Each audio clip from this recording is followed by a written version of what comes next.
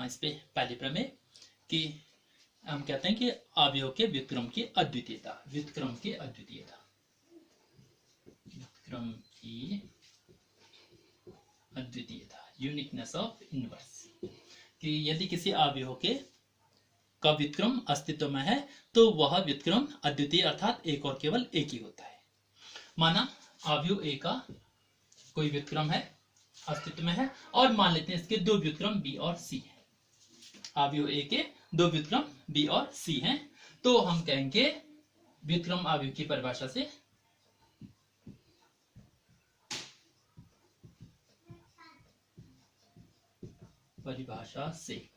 a into B is equal to B into A is equal to I, तथा a into C is equal to C into A is equal to I.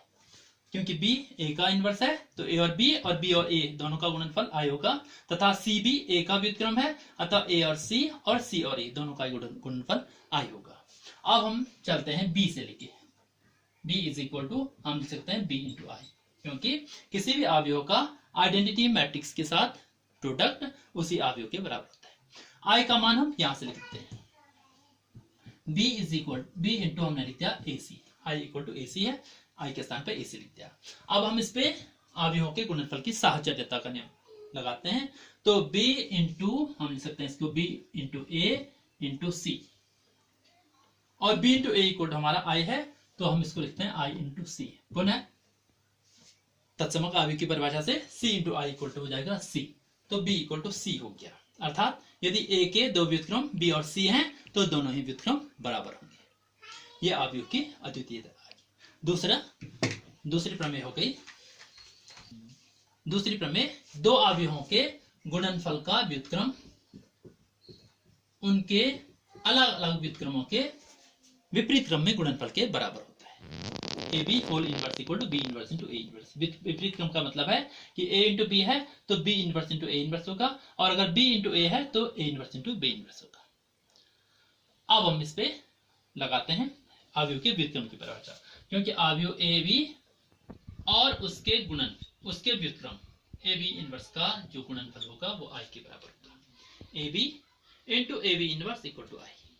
ये एक अवयव समीकरण हमारी बन गई कि किसी भी अवयव और उसके व्युत्क्रम का गुणनफल हमेशा आई के बराबर होगा। अब हम इसको प्री मल्टीप्लाई करते हैं ए इनवर्स से। हम लिखते हैं ए इनवर्स से पूर्व गुणन करने पर ये हो जाएगा हमारा ए इनवर्स इंटू ए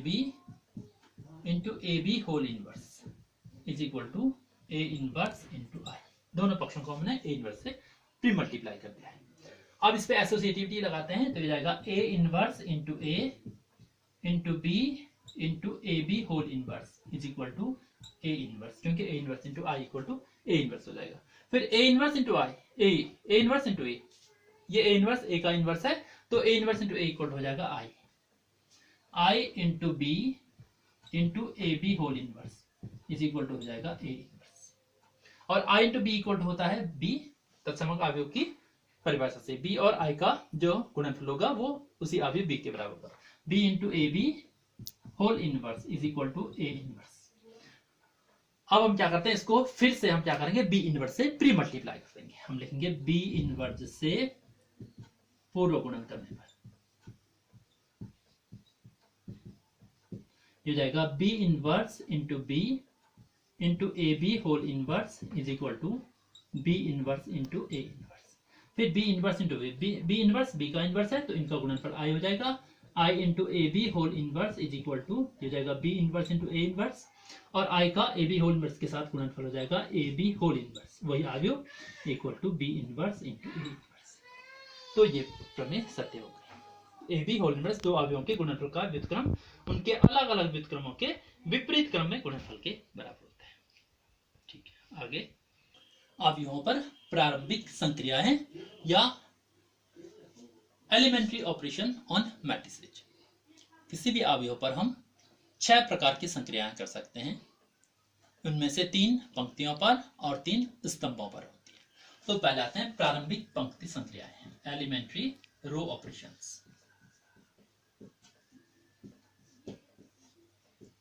प्रारंभिक पंक्ति संक्रियाएं इसमें सबसे पहला होगा कि किसी भी अवयव की किन्हीं दो पंक्तियों को हम परस्पर विनिमय एक्सचेंज कर सकते हैं।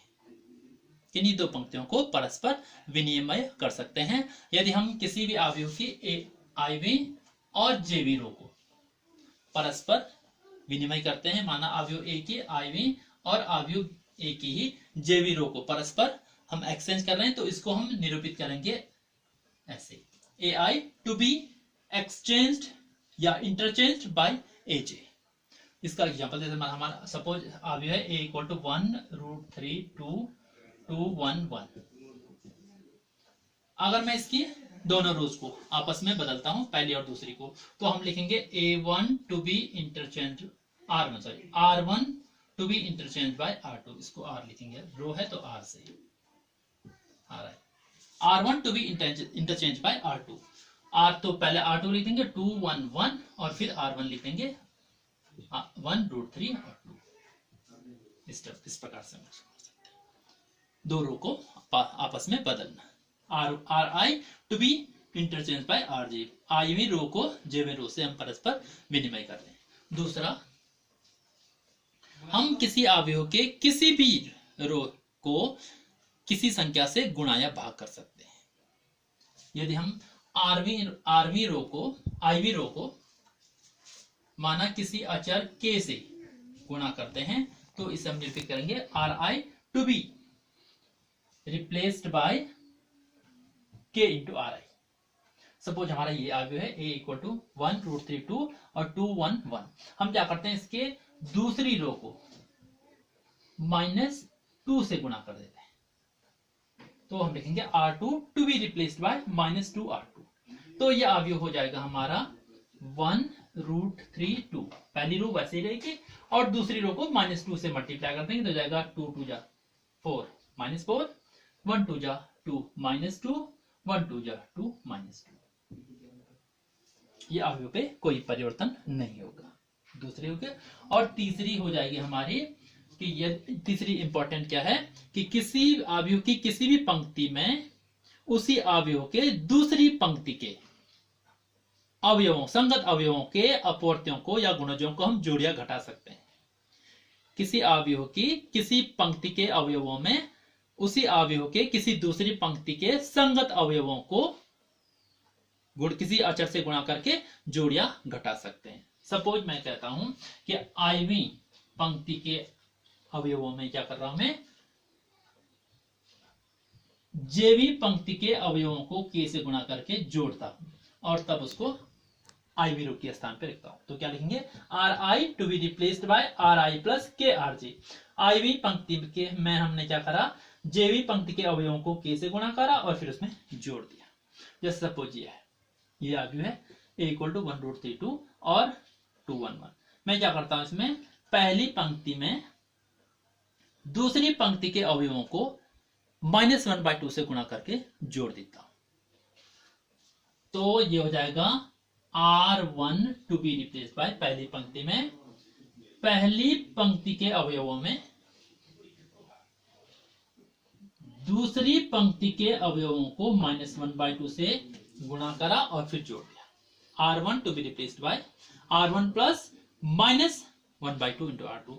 क्या है, R2 को -1/2 से गुणा करना है और फिर इसको R1 में जोड़ करके R1 की जगह पे लिख देना है। तो ये अवयव ए क्या हो जाएगा, ये हो जाएगा, इसको -1/2 से गुणा करेंगे तो 2 इंटू -1/2 -1 हो जाएगा और 1 प्लस -1 ये हो जाएगा 0। 1 प्लस ऐसे लिख सकते हैं इसको, 1 प्लस यह है 1 प्लस 2 इंटू -1/2, फिर √3 प्लस 1 इंटू -1/2 और फिर क्या है 2 प्लस 1 इंटू -1/2 और दूसरी रो वही रहेगी 2 1 1। तो ये क्या बन जाएगी 1 प्लस -1 √3 प्लस -1/2 2 प्लस -1/2 और हो जाएगा 2 1 1। तो ये बन जाएगी हमारी 1 - 1 0, ये हो जाएगा √3 -1/2 और ये हो जाएगी -3/2। देखिए 2 1 और 1। तो ये तीसरे की किसी पंक्ति में किसी दूसरी पंक्ति के गुणजों को जोड़ या घटा सकते हैं और उसको फिर उस पंक्ति के स्थान पे रिप्लेस कर सकते हैं। तो ये प्रारंभिक पंक्ति संख्या है। पहली हो गई कितनी दो रोज को इंटरचेंज कर सकते हैं। दूसरा हो गया किसी रो को किसी स्केलर या अचर से मल्टीप्लाई कर सकते हैं। और तीसरा हो गया किसी रो में के अवयवों में दूसरी रो के संगत अवयवों के गुणजों को जोड़ या घटा करके उस रो के स्थान पे लिख सकते हैं। ठीक ऐसे ही हमारी प्रारंभिक स्तंभ संक्रियाएं भी आएगी। कॉलम ऑपरेशन, इसमें भी पहला वही है कि अवयव के किन्हीं दो स्तंभों को परस्पर विनिमय कर सकते हैं।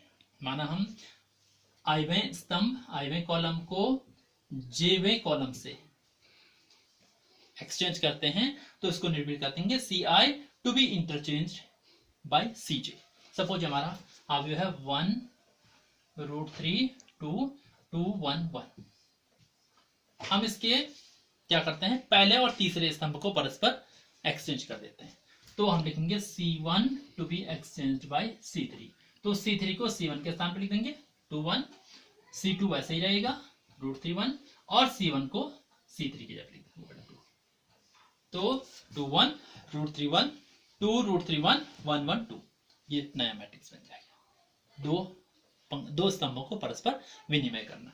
दूसरा किसी भी स्तंभ के सभी अवयवों को किसी अचर से गुणा कर सकते हैं।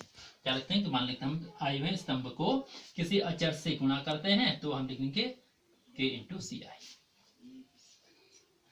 हमने क्या करा आइवें स्तंभ को अचर K से गुणा करके उसके स्थान पर लिख दिया। तो CI to be replaced by K into CI। जैसे माना हम इस अवयव में क्या करते हैं इस दूसरे स्तंभ के अवयवों को 5 से मल्टीप्लाई करते हैं तो क्या हो जाएगा C2 to be replaced bye 5C2। ऐसे इसको लिखेंगे।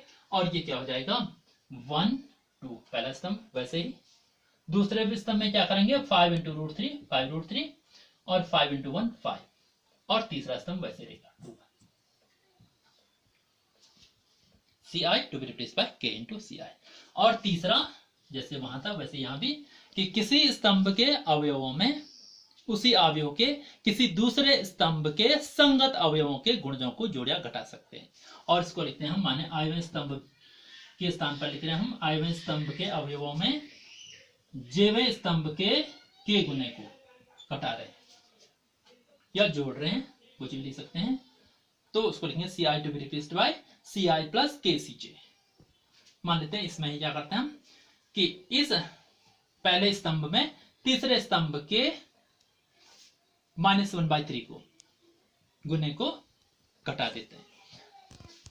तो लिख देंगे C1 to be replaced by C1 minus 1/3 into C2। तो क्या हो जाएगा 1 प्लस या 1 माइनस 1/3 इंटू 2 और जाएगा 2 माइनस 1/3 इंटू 1। दूसरा स्तंभ वैसे रहेगा √3 1 और तीसरा स्तंभ भी वैसे रहेगा 2 1। तो ये हो जाएगा हमारा 1 माइनस 2/3, ये हो जाएगा 2 माइनस 1/3, ये जाएगा √3 1 और जाएगा 2 1। तो ये जाएगा 1 माइनस 2/3 1/3 हो जाएगा और 2 माइनस 1/3 5/3 हो जाएगा। ये जाएगा √3 1 और जाएगा 2 1। तो ये हमारा अवयव आ गया। तो 3 प्रारंभिक पंक्ति संख्याएं और 3 प्रारंभिक स्तंभ संख्याएं। स्तंभ संख्याओं में किन्हीं दो स्तंभों को परस्पर विनिमय कर सकते हैं। दूसरा किसी स्तंभ के सभी अवयवों को किसी अचर से गुणा कर सकते हैं। और तीसरा किसी स्तंभ के सभी अवयवों में किसी दूसरे स्तंभ के सभी अवयवों संगत अवयवों के गुणों को जोड़ या घटा सकते हैं। तो ये अवयवों पर प्रारंभिक संक्रियाएं होंगी। फिर अगले आर्टिकल में इसमें इनके सहायता से व्युत्क्रम करना निकालना ज्ञात करेंगे।